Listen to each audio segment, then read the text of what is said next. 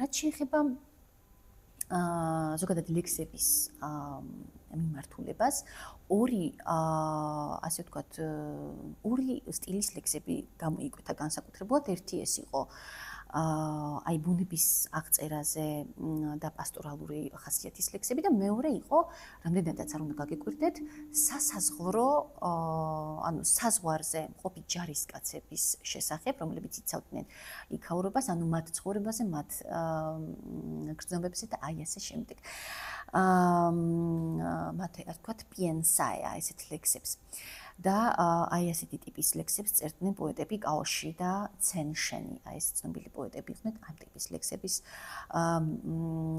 ავტორები და აღსანიშნავია ასევე პასტორალური ლექსების ავტორებიც და მათგან ერთ-ერთი იყო მუსიკოსი ფერმწერი და რა თქმა უნდა პოეტი ამავე დროს Wang Wei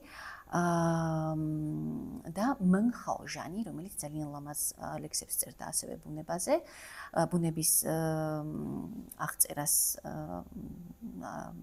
თვალსაზრისით და მოდით Meng Haozhanis ლამაზ ლექსს წაგიკითხოთ, პატარა ლექსია და ბარემ გავეცნოთ ამასაც. 春眠不觉晓，处处闻啼鸟。夜来风雨声，花落知多少.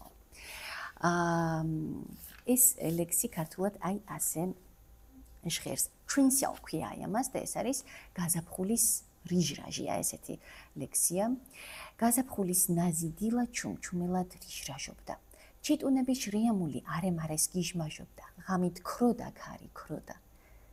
წვიმაც მიწის ულტობით მოცდა. და ვინ იცის მდრთოლავ ხეებს 1000 ყვავილი მოწყდა.